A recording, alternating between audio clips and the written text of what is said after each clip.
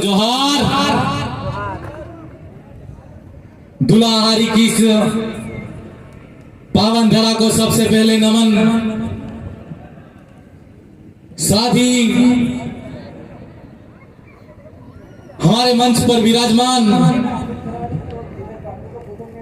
तमाम समाज के उद्धारक, समाज के सुधारक और हमारी आजादी के लिए और हमारे हक अधिकारों के लिए लड़ने वाले तमाम मेरे पुरखों को शत शत नमन जोहार करता हूं। आज के मौके पर यहां पर चिंतन शिविर के माध्यम से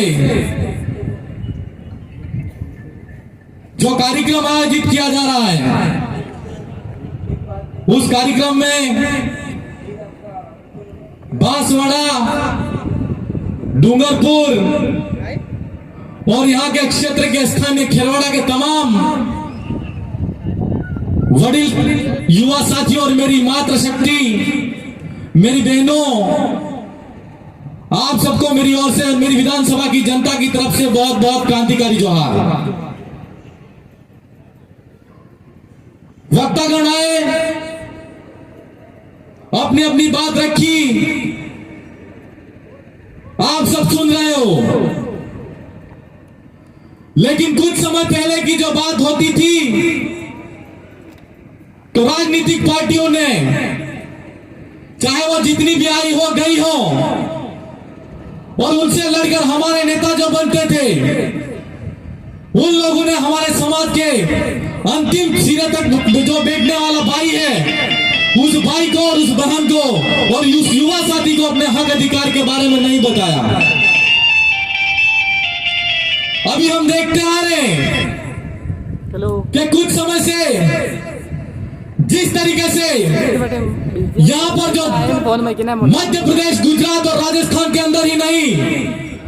पूरे भारत देश के अंदर आदिवासी युवा हो, चाहे वो वडील हो, चाहे मेरी मातृशक्ति हो या बहन हो,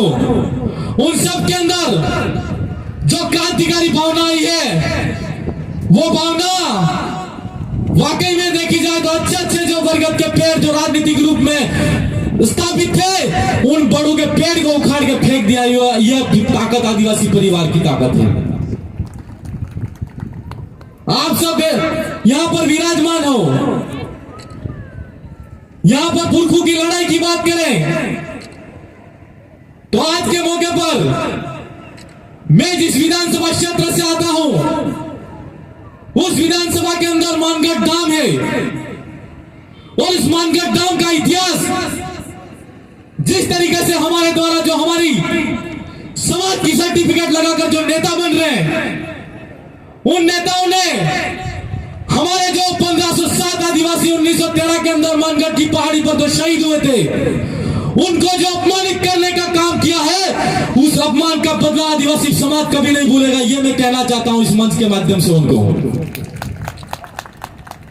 पहले चलाते थे, चल गया, लेकिन अब नहीं चलेगा। मानगढ़ की पहाड़ी पर जिस समय गोविंद गिरी महाराज के नेतृत्व में हमारे जो आदिवासी भाई थे, वो इकट्ठा होकर आदिवासियों के लिए स्वराज्य की मांग कर रहे थे, तो अंग्रेजी हुकूमत ने वहां पर चढ़ाई करके अंग्रेजों ने गोली मारी थी। तो हम जो मन्नालाल जी रावत सांसद हैं, उन्होंने परसों एक स्टेटमेंट दिया कि एनसीईआरटी की पुस्तक के अंदर जो आदिवासी समाज का जो इतिहास लिखा जा रहा है, उसमें परिवर्तन होना चाहिए। मैं आज समाज की जादू और चिंतन शिविर के माध्यम से उनको कहना चाहता हूं, और सोशल मीडिया, व्हाट्सएप के माध्यम से यह मीडिया के जो साथी हैं, वो यहाँ पर छापे कि उन्होंने जो स्टेटमेंट दिया है वो पाठ्यक्रम बदलने की बात करते हैं, और आदिवासी समाज ने अगर ठान लिया तो निश्चित तौर पर पाठ्यक्रम की बात छोड़ो,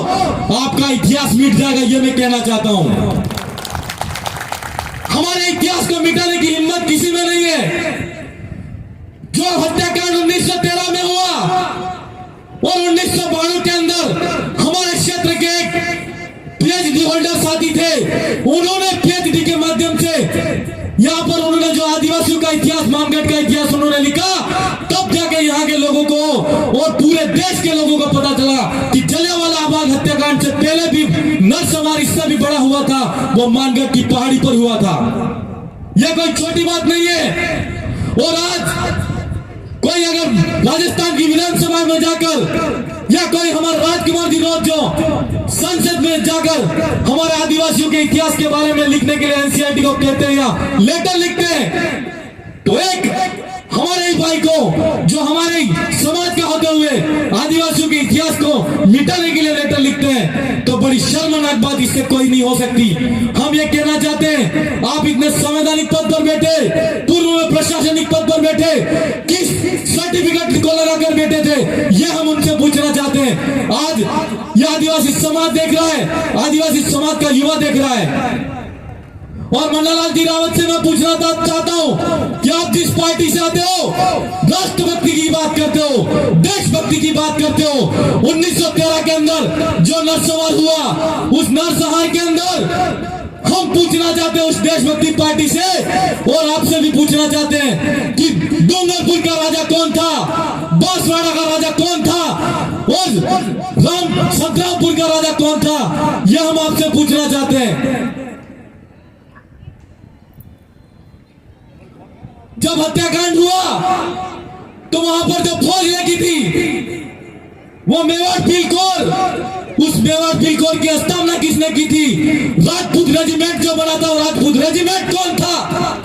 यह पूछना चाहते हैं। और आज जिस देशभक्ति की आप बात करते हो, और आदिवासियों तो जिस आप देशभक्ति की बात करते हो, उस आदिवासी तो उस देशभक्ति से पहले भी लड़ाई लड़ने वाला आदिवासी समाज है। और आज हम हमारे समाज का जो इतिहास लिखा जा रहा है और हमको देशभक्ति का पाठ पढ़ा रहे हो, सोचने वाली बात है मेरे भाइयों। आज जिस तरीके से नागपुर से सेंटर चलता है और उस सेंटर से उस पाठशाला से वो पढ़कर निकले हैं, तो वो उनके ही पाठ्यक्रम की बात करेंगे, चाहे वो विधानसभा की बात हो, चाहे लोकसभा की बात हो। जो उस पार्टी से आता है वो मात्र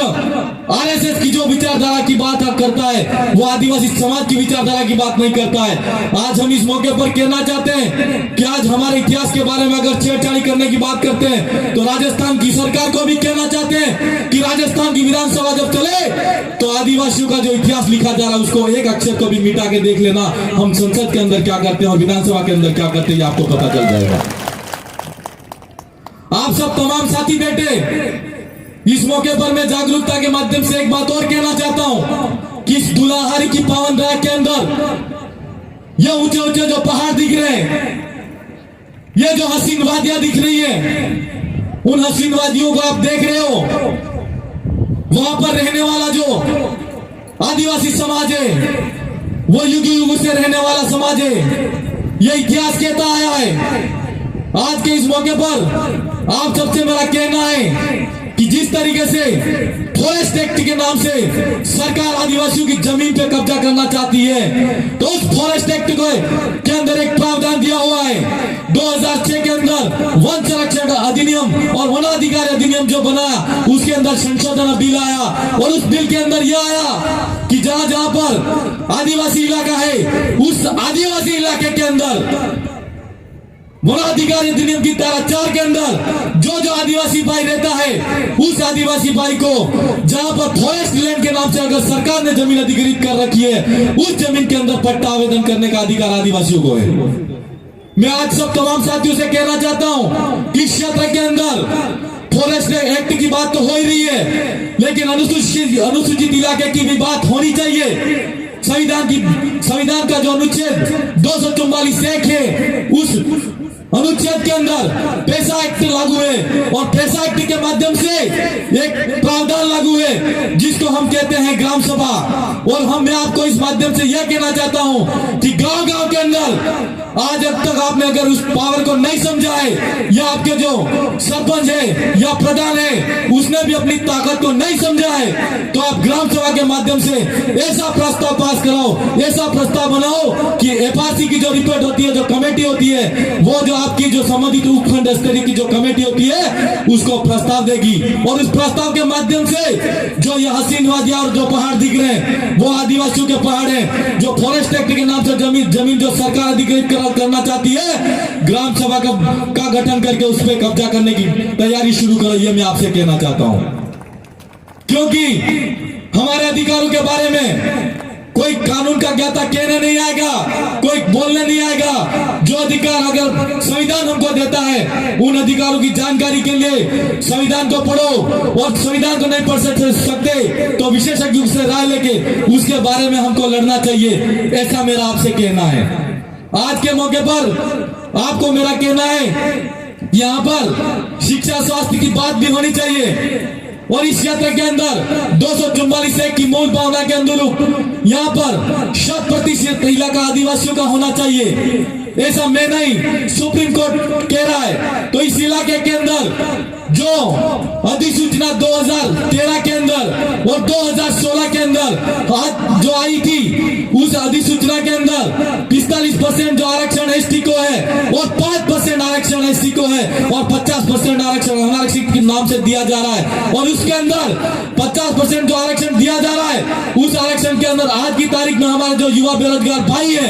वो भाई बेरोजगारी की होड़ के अंदर आगे बढ़ रहे, लेकिन उस आरक्षण के बारे में कोई सोच नहीं रहा है। मैं युवा साथियों से कहना चाहता हूं कि इस क्षेत्र के अंदर हमारे साथ में भी वहां पर 2 एमएलए और बैठे हैं और एक सांसद हैं। आपकी मांग है, उस मांग को बुलंद करने का काम करो, और राजस्थान की जो सरकार है और दिल्ली की सरकार है उसको हिला दो, ये मैं आपसे कहना चाहता हूं। क्यों? जब तक अगर इनके बारे में नहीं लड़ेंगे तो निश्चित तौर पर हम अंधेरे में रहेंगे।